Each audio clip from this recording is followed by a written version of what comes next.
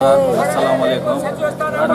ನನ್ನ ಹೆಸರು ಸೈಯದ್ ಶಕೂರ್ ಅಂತೇಳಿ, ಮಾಜಿ ಸ್ಥಾಯಿ ಸಮಿತಿ ಅಧ್ಯಕ್ಷರು ಪಟ್ಟಣ ಪಂಚಾಯತಿ ಕೂಡ್ಲಿಗಿ ಹಾಗೂ KPCC ರಾಜ್ಯ ಪ್ರಧಾನ ಕಾರ್ಯದರ್ಶಿ ಅಲ್ಪಸಂಖ್ಯಾತ KPCC ಸಂಯೋಜಕರಾಗಿ ನಮಗೆ ವೋಟ್ ಬಂದಾಗಿಂದ ನಾವು ಯಾವಾಗಲೂ ಕಾಂಗ್ರೆಸ್ ಜೊತೆಲೇ ಇದ್ದೀವಿ. ಇದಕ್ಕಿಂತ ಮುಂಚೆ ನಮ್ಮ ತಾಯಿ ಅಧ್ಯಕ್ಷ ಆಗಿದ್ದರು ಕಾಂಗ್ರೆಸ್ಸಿಂದ. ಇವಾಗ ನಾವು ಮೈನಾರಿಟಿಯಿಂದ ಇಲ್ಲಿ ಕೌನ್ಸಿಲರ್ ಆಗಿ ಸ್ಥಾಯಿ ಸಮಿತಿ ಅಧ್ಯಕ್ಷ ಆಗಿದ್ದು. ಮೊನ್ನೆ ತಾನೇ ದಾವಣಗೆರೆಯಲ್ಲಿ ನಡೆದ ಒಂದು ಎಲೆಕ್ಷನ್ ಏನು ಆಡಿಯೋ ರಿಲೀಸ್ ಮಾಡಿ AI ಮೂಲಕ ಸೃಷ್ಟಿಯಾದ ಒಂದು ಆಡಿಯೋವನ್ನು ರಿಲೀಸ್ ಮಾಡಿ ಜಮೀರ್ ಸಾಹೇಬರಿಗೆ DCM ಸ್ಥಾನ ತಪ್ಪಿಸಲು ಪ್ರಯತ್ನ ಮಾಡಬೇಕಿದ್ದಾರೆ. ಇದೊಂದು ದೊಡ್ಡ ಷಡ್ಯಂತರ ಇದು. ಯಾಕಂದರೆ ಜಮೀರ್ ಸಾಹೇಬರಿಗೆ ಉಸ್ತುವಾರಿಯಾಗಿ ಕೇರಳದಲ್ಲೇ ಹಾಕಿದ್ರು. ಅವಾಗ ಅವರು ಬೆಳಿಗ್ಗೆ 5 ಗಂಟೆಗೆ ಎದ್ದು ರಾತ್ರಿ ಸುಮಾರು 12-1 ಗಂಟೆ ತನಕ ಅಲ್ಲೆಲ್ಲ ಕ್ಯಾನ್ವಸಿಂಗ್ ಮಾಡ್ಯಾರ. ಸುಮಾರು ಒಂದು 30-32 ಕ್ಷೇತ್ರ ಅವರಿಗೆ ಅಲ್ಲಿ ಕೇರಳದಲ್ಲಿ ಕೊಟ್ಟಿದ್ರು. ಅದರಾಗೆ 27 ಸ್ಥಾನ ಗೆಲ್ಲಿಸ್ಕೊಂಡು ಬಂದಿದ್ದಾರೆ. ಅದು ಕಾರಣ ಏನಂದರೆ ಜಮೀರ್ ಅಹಮದ್ ಸರ್ ವರ್ಚಸ್ಸು, ಅವರು ಒಂದು ಮುಖ. ಆಮೇಲೆ ನಾನು ಒಂದು ಮಾತು ಹೇಳಕ್ಕೆ ಬಯಸ್ತೀನಿ, ಜಮೀರ್ ಅಹಮದ್ ಸಾಹೇಬರು ಒಂದು ವ್ಯಕ್ತಿ ಅಲ್ಲ, ಶಕ್ತಿ. ಅವರು ಇಡೀ ಸಮಾಜ, ನಮ್ಮ ಮುಸ್ಲಿಂ ಸಮಾಜ ಒಂದೇ ಅಲ್ಲ, ಎಲ್ಲ ಧರ್ಮ ಸಮಾಜದವರಿಗೆ ಒಂದು ಶಕ್ತಿಯಾಗಿ ಒಂದು ಇದ್ದಾರೆ.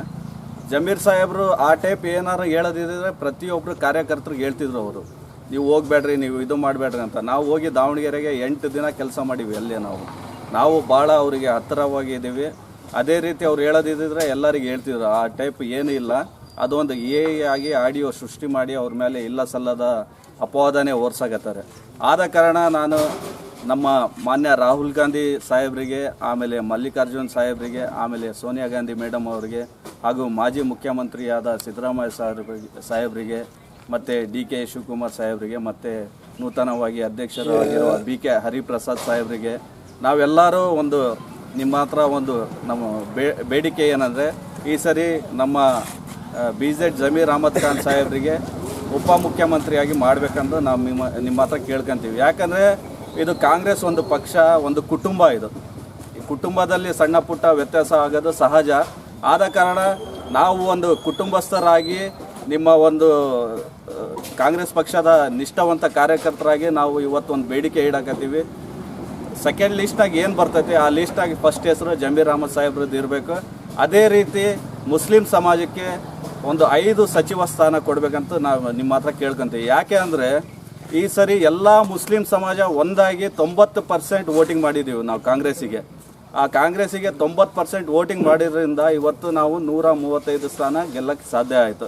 ಆದ ಕಾರಣ ನಿಮ್ಮ ಹತ್ರ ಎಲ್ಲ ನಮ್ಮ ಮುಖಂಡರಿಗೆ, ಎಲ್ಲರಿಗೆ, ನಾವೆಲ್ಲ ಇಡೀ ಸಮಾಜ, ಇದರಾಗೆ ಮುಸ್ಲಿಂ ಸಮಾಜ ಅಂತ ಒಂದೇ ಅಲ್ಲ, ಎಲ್ಲ ಸಮಾಜದ ಬಾಂಧವರು ಇವತ್ತು ನಾವು BZ ಜಮೀರ್ ಅಹಮದ್ ಖಾನ್ ಸಾಹೇಬರಿಗೆ ಉಪಮುಖ್ಯಮಂತ್ರಿ ಸ್ಥಾನ ಕೊಡಬೇಕಂತ ಕೇಳಕತ್ತೀವಿ.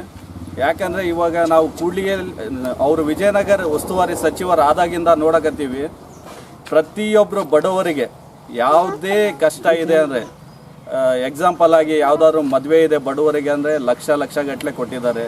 ಯಾರಿಗಾರು ಅನಾರೋಗ್ಯ ಇದ್ದಾರೆ ಅಂದರೆ ಲಕ್ಷ ಕೊಟ್ಟಿದ್ದಾರೆ. ಯಾರು ಏನಾದರೂ ಅಪಘಾತವಾಗಿ ಸಾವನ್ನಪ್ಪಿದ್ದಾರೆ ಅಂದರೆ ಅವರಿಗೆ ಲಕ್ಷ ಅಮೌಂಟ್ ತನ್ನ ಸ್ವಂತ ಖರ್ಚಿನಿಂದ, ತನ್ನ ಸ್ವಂತ ಕೈಯಿಂದ ಕೊಟ್ಟಿರೋದು ಒಂದು ಮಾದರಿ ಅದು.